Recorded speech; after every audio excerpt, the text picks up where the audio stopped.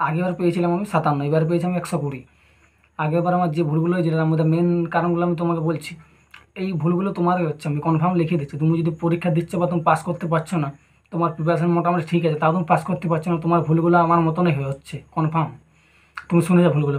Main কারণ হচ্ছে একটা, তুমি সিলেবাসটা এখনো ভালো করে কমপ্লিটই করোনি, এবড়ো খেবড়ো করেছো। হয়তো কোনো চ্যাপ্টার তুমি সেটা তুমি করতে পারো না বা ভালো লাগে না, সেটা তুমি ছেড়ে দিয়েছো, আর সেখান থেকে তোমার ম্যাথ আসছে বা জিআই আসছে, সেটা তুমি আর করতে পারছো না। তোমার 20টা ম্যাথ থাকে, তার মধ্যে তুমি যে 2-3টা চ্যাপ্টার ছেড়ে দাও, সেখানে তোমার সেইখান থেকে 2-3টা ম্যাথ দিয়ে দেয়, তাহলে তোমার 2-3টে ছাড়া এমনিতে তোমার 1-2টা ক্যালকুলেশনে ভুল যাবে, তাহলে তোমার 10-12টা এসে দাঁড়াচ্ছে ম্যাথ, এসে দাঁড়াবে, কনফার্ম দাঁড়াবে। আমার সেটাই হয়েছিল আগেবারে। কারণ আমি, আমার নৌকা শুরু ভালো লাগছে না করতে, আমি ছেড়ে দিতাম। মেন সলিউশন এমও জানতাম না, সেগুলো আমি ইমপ্রুভ করেছি। আর আমি শুধু পড়ে যেতাম, প্র্যাকটিস কিছু করতাম না।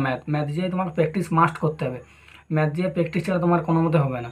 এটা হচ্ছে মেন রিজন যে তুমি সিলেবাসটা এখনও কমপ্লিট করো ভালো করে। আর যারা নতুন ছেলে আছো তারা আগে সিলেবাসটা মোটামুটি 50% 60% কমপ্লিট করো, তারপরে তোমরা মক টেস্ট দেওয়া শুরু করো। আর যারা পাস করতে পারছো না, তোমরা আগে সিলেবাসটা তুমি নিজেকে প্রশ্ন করো, তুমি কি সিলেবাসটা এখন কমপ্লিট করেছো ভালো করে, নিজেকে এবার প্রশ্ন করো। কারণ আমি আগেবার সিলেবাসটা কমপ্লিট করিনি ভালো করে, তার জন্য আমি পাস করতে পারিনি। তারপর আমি দেখলাম যে আমার কী প্রবলেম হয়েছে, আমি দেখলাম যে আমি সিলেবাসটা ভালো করে কমপ্লিট করিনি। কারণ তোমাকে ম্যাথ দিয়ে যত যা কনসেপ্ট আছে সব তোমার কমপ্লিট করতে হবে। কারণ এসএসসি একটু আলাদা রকম কোশ্চেন দেয়, আমাদের ওয়েস্ট বেঙ্গলের মতো কোশ্চেন দেয় না, ওখানে একটু টাফ কোশ্চেন দেয়। এবার পেপার সোজা হয়েছে, সেটা ভেবো না যে পরের বার সোজা আসবে। তোমাকে প্রিপারেশান তুমি একেবারেই নাও, ভালো করে নাও। তোমাকে পড়তে তো হচ্ছে, তুমি পড়ার থেকে তার মুক্তি পাচ্ছ না, তোমাকে পড়তে মাস্ট হবে। তাই তুমি সিলেবাসটা ভালো করে একটু কমপ্লিট করো মোটামুটি। আমি তোমাকে বলছি না যে তুমি সিজিএল লেভেলে প্রিপারেশন নাও, প্রিপারেশন না একটু ভালো করে নাও। যেমন তোমাকে আর স্কোর নিয়ে না ভাবতে হবে, পরীক্ষা দিয়ে তুমি যেমন আরামসে আসতে পারো, তোমাকে আর স্কোর মনে মনে তোমার যেমন স্কোর না থাকে যে আমার কত স্কোর হবে, পরীক্ষা ভালো হয়নি, সেটা যেমন না থাকে। প্রিপারেশান একবারেই নাও, একটু ভালো করে নাও। আমার কথা শুনো, একবারেই নাও, একটু ভালো করে প্রিপারেশান নাও। আর 2 নম্বর যে রিজনগুলো হচ্ছে, আমি শুধু পড়েই যেতাম, আমি কোনোদিন রিভিশন দিতাম না। হয়তো আমি টানা 1 মাস কিছু পড়ে গেলাম, ম্যাথ জিকে পড়ে গেলাম, সেগুলো আর আমি কোনোদিন রিভাইজ দিতাম না। যা পড়ে যেতাম ওগুলো পড়ে থাকতো, আর আমি রিভাইজ দিতাম না। তোমাকে 1 মাসে অন্তত 2বার রিভাইজ দিতে হবে, যেগুলো তুমি করে যাচ্ছ। রিভাইজ তোমাকে মাস্ট দিতে হবে, আমি রিভাইজ কোনোদিন দিতাম না। আর সেখান থেকে তোমার ম্যাথ যে হয়তো চলে এলো, তাহলে তুমি আর পারবে না, তুমি কখন করে তোমার মনে থাকবে আর? তাহলে তোমাকে রিভাইজ মাস্ট দিতে হবে, রিভাইজ ছাড়া তোমার কিছু মানে রিভিশন করতেই হবে তোমাকে। আর তুমি অনলাইন বা অফলাইন যেখানেই পড়ো, তোমার সবচেয়ে বড় ভুল এটাই হবে কনফার্ম, আমারও ভুলগুলো হয়েছে। তুমি যে কোনো একটা স্যারের অ্যাপ্রোচ নাও, ম্যাথ জিআই যা করছো তুমি, জিআইটা নাহলে তুমি একটা অ্যাপ্রোচ হতে পারে, কিন্তু ম্যাথ তুমি যেখানে করছো অনলাইন বা অফলাইন, একটা অ্যাপ্রোচ নাও যে কোনো স্যারের। আমি এই ভুলগুলো করেছিলাম। আমি এখানে এই স্যারের কাছে 2টা ম্যাথ করতাম, এখানে 4টা, এখানে 5টা, এরকমভাবে। তো অনেকগুলো অ্যাপ্রোচ হতো দিয়ে আমার ব্রেন নিতে পারতো না যে কোনটা আমি করবো কোনটা করবো না, অনেকগুলো অ্যাপ্রোচ নিয়ে করতে পারতো না। আমি ম্যাথ জিআইয়ের একটা ভিডিও করে নিয়েছি, তুমি সেটা দেখে নাও। ম্যাথ জিআই তুমি যে কোনো একটা স্যারের অ্যাপ্রোচ নাও, হয় তুমি, আমি বলে দিয়েছি ভিডিও, সেটাও তুমি নিতে পারবা। তোমার যদি অন্য কোনো জানা আছে, তোমাকে যে কোনো একটা স্যারের অ্যাপ্রোচ নিতে হবে, তাহলে তোমার ঠিক হবে মোটামুটি। আর তোমার যদি প্রিপারেশন ঠিক আছে, তুমি সিলেবাসটা যদি কমপ্লিট করেছো মোটামুটি, বা একটু ভালো করে কমপ্লিট করো 50% 60%, তারপর তুমি সপ্তাহে অন্তত 2টো ফুল মার্ক টেস্ট দাও, 2টো সপ্তাহে। আর যে সাবজেক্ট টেস্ট অন্তত তোমাকে প্রতিদিন একটা করে দিতেই হবে, সাবজেক্ট টেস্ট মাস্ট, ম্যাথের একটা, জিআইয়ের একটা। আর তোমাদের সবচেয়ে বড় ভুল, আমি তোমাদের বলি সবচেয়ে বড় ভুল তোমাদের কী হয়, তোমরা ম্যাথ জিএর যে কনসেপ্টগুলো আসে, সেগুলো তুমি অনেকগুলো কনসেপ্ট তোমরা জানোই না এখনো। ম্যাথ জিএর যতগুলো কনসেপ্ট আছে তুমি সেগুলো দেখো, এই বছরের যত 7, 8টা, 10টা শিফটে কোশ্চেন তুলো, তারপর তুমি জিআইগুলো প্র্যাকটিস করতে থাকো, দেখো তোমার কোন জিআইগুলো আটকাচ্ছে, সেই জিআইগুলো বারবার প্র্যাকটিস করো। তুমি অনেক নতুন জিআই পাবে যেগুলো তুমি জানো না, সেগুলো তুমি খাতায় নোট করে করে রাখো, সেগুলো মাসে 1-2বার দেখবে। আর ম্যাথেরও সেম, তুমি ম্যাথের দেখো কোন চ্যাপ্টার থেকে বেশি এসেছে, সেগুলো বেশি ফলো করো। এভাবে তুমি করে যাও, তুমি অবশ্যই সিলেকশন পাবে। আর সবচেয়ে বড় ভুল যেটা হচ্ছে, তুমি এখনও হয়তো যেগুলো তোমার প্রবলেম হয় বা যেগুলো তুমি বারবার ভুলে যাও, সেগুলো তুমি যেখানে পড়ো সেখানে তুমি চিটিয়ে রাখতে পারো, ফেভিকল দিয়ে বা কিছু দিয়ে চিটিয়ে রাখতে পারো দেওয়ালে। বা তুমি এবিসি, জিআই সবচেয়ে বড় প্রবলেম হচ্ছে এখন অনেক ছেলে এবিসিডির পজিশন ভ্যালু জানে না বা অপোজিট ভ্যালু জানে না। তুমি জিআই করতে গিয়ে যদি ওইখানে 5 মিনিট লিখতেই সময় না এবিসিডি কি অপোজিট ভ্যালু কি, তাহলে তোমার সিলেকশন এভাবে আসবে না। তোমাকে সেগুলো প্রপার মুখস্থ করতে হবে। ম্যাথ জিআই নিয়ে ভিডিও করে দিয়েছি, জিআই ক্লাসে সব দেওয়া আছে, যে স্যারের কথা বলেছি আমি। তুমি কনসেপ্টটা দেখে নিলে তারপর তুমি ওইখানে টাঙিয়ে রাখো তোমার দেওয়ালের কাছে, এবিসিডি অপোজিট ভ্যালু দিয়ে, সেগুলো একবার দেখলে দেখো। বা তোমার যদি বীজগণিত থেকে প্রবলেম হয়, সেগুলো সূত্র তুমি ওখানে দেখো।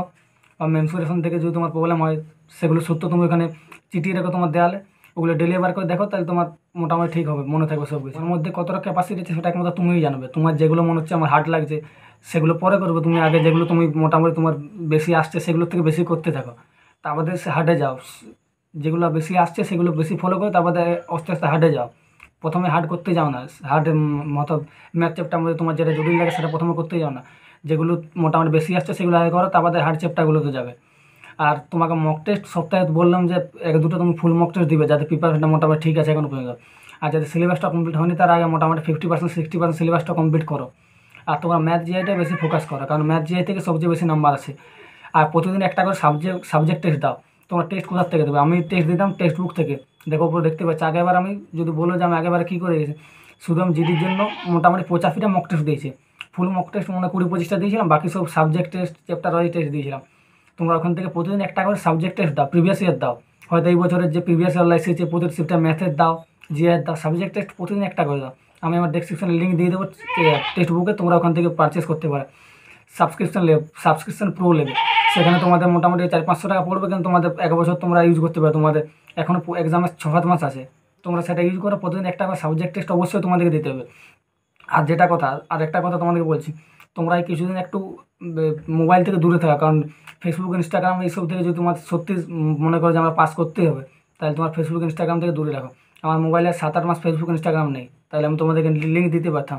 আমার ফেসবুক ইনস্টাগ্রাম নেই, আছে কিন্তু আমি অ্যাকাউন্ট বন্ধ করে দিয়েছি। প্রথম প্রবলেম হবে, কিন্তু বন্ধ করে রাখো, তাহলে তোমার ডিস্ট্রাকশন থেকে দূরে রাখো। তাহলে তুমি দেখবে যে ডেলি হয়তো 7-8 ঘন্টা মোবাইল ঘাটতে, এখন তোমার 4-5 ঘন্টা চলে আসবে, কারণ তুমি ইনস্টাগ্রাম রিলসেই প্রতিদিন 2-3 ঘন্টা দেখো। আমি সেটা জানি, আমিও দেখতাম।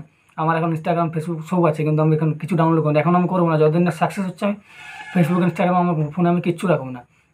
শুধু হোয়াটসঅ্যাপটা রাখতে হবে, কারণ হোয়াটসঅ্যাপটা তোমার দরকার হবে।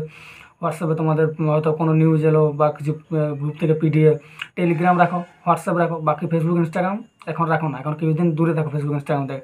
আর মক টেস্ট অবশ্যই প্রতি সপ্তাহে 2টা না পারলে একটা করে ফুল মক টেস্ট দাও, সাবজেক্ট টেস্ট দাও। আর জিকে এবার হিন্দি একটু কম পড়লে ক্ষতি নেই, কিন্তু ম্যাথ দিয়ে তোমাকে ডেলি 1.5 ঘন্টা 3 ঘন্টা প্র্যাকটিস করো মোটামুটি। আর হিন্দিটাকেও বলা করো না, হিন্দি এবার আমি পড়ে যাইনি, হিন্দি আগেবারে পড়েছিলাম, তাই আমার হিন্দিতে একটু স্কোরটা কমে গেছে। তোমরা যদি এখন থেকে হিন্দি নিয়ে একটা ভিডিও করে দিয়েছি আমি দেখে নাও, এখন থেকে তোমরা যদি হিন্দি পড়ো, হিন্দি তোমাদের একটা মোটামুটি ভালো স্কোর আসবে। 16-17টা আরামসে করতে পারবে, কারণ হিন্দি সোজা। আর জিকে নিয়ে তোমাদের আমি একটা ভালো ভিডিও করে দেবো। তোমরা যদি কমেন্ট করো যে হ্যাঁ জিকে নিয়ে ভিডিও চাই, জিকের একটা মাস্টার প্ল্যান বলে দেবো তোমাদের, পুরো ব্রহ্মাস্ত্র। এগুলো ফলো করলে তোমরা জিকেতে মোটামুটি যা স্কোর পাই সবাই তোমরা 12-14টা আরামসে করতে পারো মিনিমাম। যেটা তোমরা যদি বলো যে হ্যাঁ ভিডিওটা চাই, তাহলে আমি তোমাদের ভিডিওটা করে দেবো, কারণ ভিডিওটাতে অনেক পরিশ্রম আছে, অনেক কিছু আমাকে দেখতে হবে, প্রিভিয়াস ইয়ার দেখতে হবে কী আসছে না আসছে। তোমরা যদি বলো তাহলে আমি করে দিতে পারি। আর তুমি প্রতিদিন রেগুলারিটি বজায় রাখো, যে আমাকে প্রতিদিন 4-5 ঘন্টা মিনিমাম 4-5 ঘন্টা পড়তেই হয়, কারণ তুমি আজ পড়লে কাল পড়ছো না, এরকম করলে। আর তোমাকে ম্যাথ দিয়ে প্রতিদিন প্র্যাকটিস করতে হবে, ম্যাথ দিয়ে প্র্যাকটিস না করলে তুমি কোনো মতো পারবে না। আর তোমাকে রেগুলারিটিটা বজায় রাখতেই হবে, ডেলি 4-5 ঘন্টা মিনিমাম পড়তেই হবে, তাছাড়া তুমি হবে না। একদিন পড়ছো না, এইভাবে হবে না, কারণ আমি এইভাবে করেছিলাম, তার জন্য আমার একবার পাস হয়নি।